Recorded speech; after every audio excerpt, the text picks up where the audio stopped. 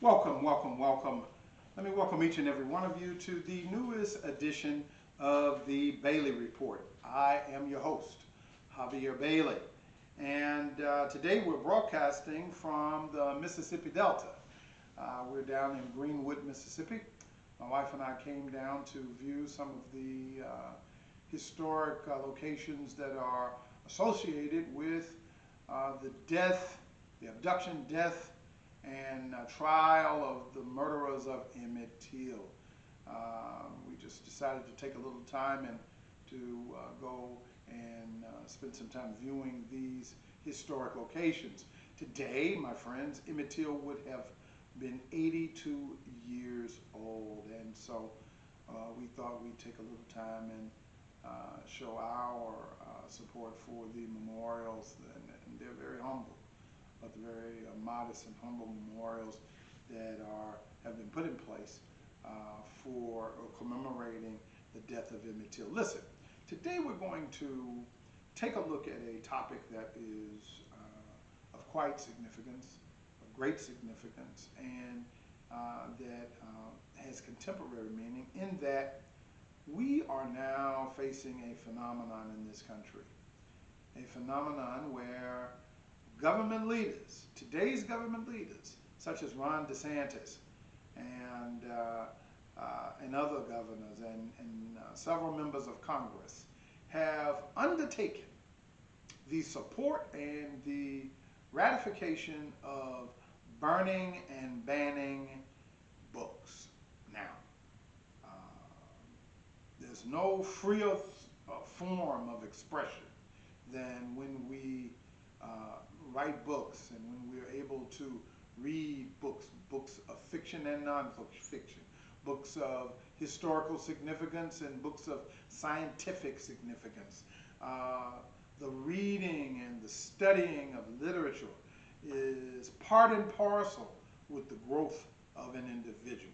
Well, recently, Ron DeSantis, candidate for president and for the Republican nomination and governor of the state of Florida, undertook the process and signed off on a bill that would ban, literally ban, the teaching and the writings and the studying of African American history in Florida public schools and universities.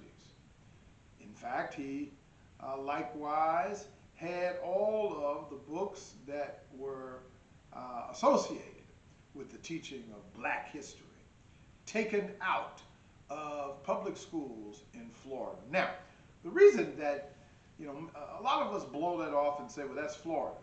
And, they didn't do that in my community. If they did that in my community, I would do this or I would do that.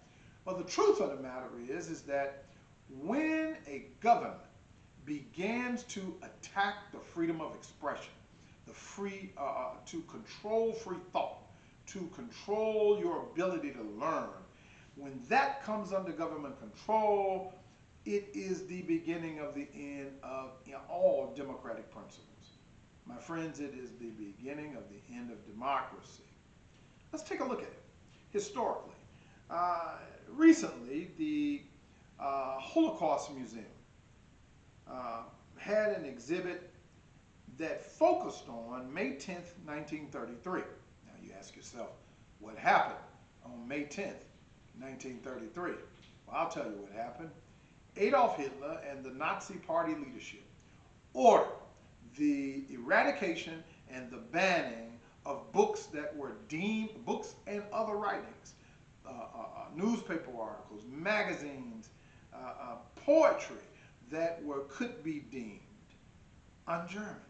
Now, Ron DeSantis, and I'm going to quote his language, he said that the study of what he calls critical race theory, which really turns out to be African American history, the study of the history of black folks and how we were treated in this country is un-American. That's what he says. And so it's contrary to the America that they want their children to read about and to learn about and so forth. Now, anytime a government begins to control truth, they begin to control history. According to famous Chinese, and she's black by the way, she lives in China, her name is Lois Mai Chan. According to her, that when such acts were conducted by Chinese warmongers, it was not so much an ability to wipe out history or an ability to control thought or to shape thought, but it was more their attempt to show the conquered that they were the conquerors, that they were in charge. It was a form of government control. May 10th, 1933, Hitler ordered the banning of those books that were deemed un-German, and they literally began going throughout Germany, going to every library, every public school, even going in the homes of some of the Jewish citizenry, and dragging their books out to the middle of the street, dragging their manuscripts and papers out to the middle of the street, and burning them for all to see. Why is it done as a public demonstration? Because they want you to know their boss. They want you to know they're in charge. Let me go on. When Al-Qaeda in 2012 invaded Mali and Timbuktu, they undertook the process of destroying and burning 350,000 books and manuscripts. Some of them were elementary and school age material. Nothing that could be considered to be to undermine the government, but they said it was un-Islamic. That the mere thought of anything contrary to Sharia law was un-Islamic, and it deserved to be destroyed. My friends, there is absolutely no difference in what the Florida legislature and Florida Governor Ron DeSantis did than what was done in China and in Nazi Germany and in fascist Italy and in other countries such as North Korea and in some of the African nations that found themselves under authoritarian dictatorships. It is the initial act of dictatorship. Likewise, there is now afoot a move by MAGA Republicans in the Congress to expunge the record, and we're going to come back to that in a second, but to expunge the record of the two impeachments of Donald J. Trump when he was president.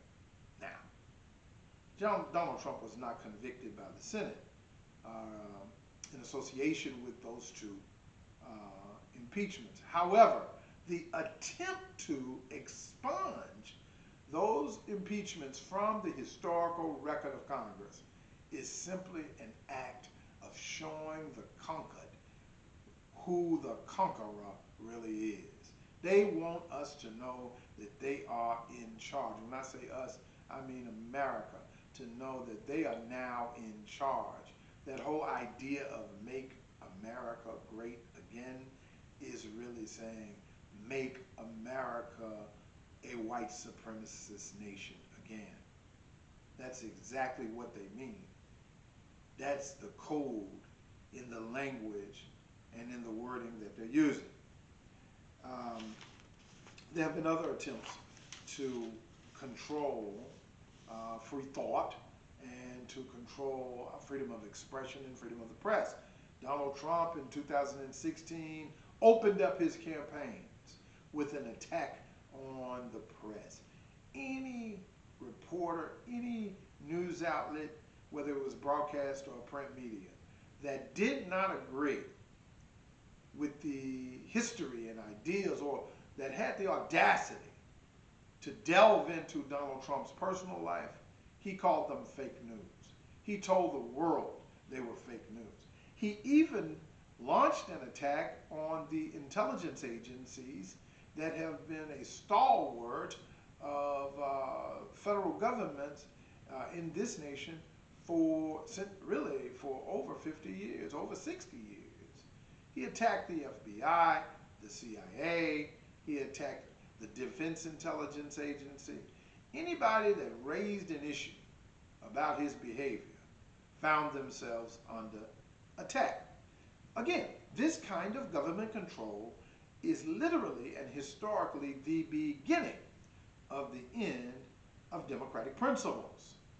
Book banning is actually a function and an act of setting the new stage in a nation and letting them know that there is now an authoritarian and dictatorship in charge. So don't be surprised when you see other moves like that in the near future. Now, some of these MAGA Republicans and Republican extremists claim that they love America, they love the flag, and they love the ideals for which it stands. That's why when you hear them say the Pledge of Allegiance, they say, I pledge allegiance to the flag and to the United States of America, the flag, its country, and to the republic for which it stands. That is the democratic ideals of a democratic republic, a representative republic for which the flag stands, for which it represents. Yet, they took that same flag on Capitol Hill on January 6th and beat dozens of Capitol Hill police with the flag. I can't make this up. Go look at it. Let's take a look at the First Amendment. Let's look. What is freedom of speech? What is freedom of expression? And how does that relate to the banning of books and the burning of books, the banning of certain curriculum in schools? Let's take a look at it. Here, I'm going to read the First Amendment to you verbatim. The First Amendment reads, Congress shall make no law respecting the establishment of religion or prohibiting free exercise thereof, that would be of religion, or prohibiting the free exercise and abridgment of freedom of speech or press. Now, that is the First Amendment to the Bill of Rights, to the United States Constitution. The Second Amendment is the amendment that says that the government, that the individual shall be allowed to own guns. I'm paraphrasing it for the sake of time. And that the government should not take those guns from the individual, and that there shall always be a people's militia. Again, I'm paraphrasing. Now, the First Amendment and the Second Amendment are right next to each other. The First Amendment was developed in 1791. Second Amendment was right after that, okay? Now listen to me. Listen to me. Why is it that the same group of people that demand that the Second Amendment be deemed, which is the right to bear arms, be deemed absolute, that it should never be diluted, that it should never waver. That same group says that the amendment that comes right before it is not absolute, and that they want to control expression, control thought, control teaching, control curriculum. But these are people who say that they love America and its flag and for the principles for which it stands, the republic for which it stands. Written literature is one of the purest forms of speech. The press is a pure form of speech. So these same so-called lovers of America would tell you that the Second Amendment is absolute while diluting and dissolving your ability to exercise your First Amendment rights, your children's ability to exercise their First Amendment rights. Even ancient Greeks pioneered free speech as an imperative component of their form of democracy and democratic principles. In other words, if you're not able to express yourself, if you're not able to study real history, if you're not able to teach your children history, if your children are not can only learn what the government says is true and what the government says they are able to learn, such as in the state of Florida, then they are not living under democratic principles, but absolutely living under the authoritative and authoritarian dictatorship, total government control. Now, I raise the question, is that what you want? The revolutionaries that left England and came to this nation to form what we now know as the 13 colonies and what later became the United States of America. That's one of the things that they fled, was the king's attempt to control free speech, the king's attempt to control their ability to make a living, the king's attempt to control their ability to learn, man. There's no different than what Ron DeSantis is doing and what the current leadership in Afghanistan is doing with women. Young women telling them that they cannot go to school, that they have to be taught by their husbands and their fathers. What's the difference? What's the difference in the Bolsheviks and the Russian revolutionaries burning books and banning poetry and banning literature and banning certain types of movies than what Ron DeSantis and the Florida legislature is doing? I suggest to you, my friends, that there's no difference. Now, what can we do about it? It is absolutely time for us to stand up and be heard. If you live in a state where books are being banned, where curriculums are being banned, take it to the courts immediately. We must fight that at all costs. If your children are not able to have access to the truth, then they will grow up with only lies embedded in their heads and half-truths, which in my book, half-truths are lies. This has been the Bailey Report. Remember to like and subscribe and join us for the next edition.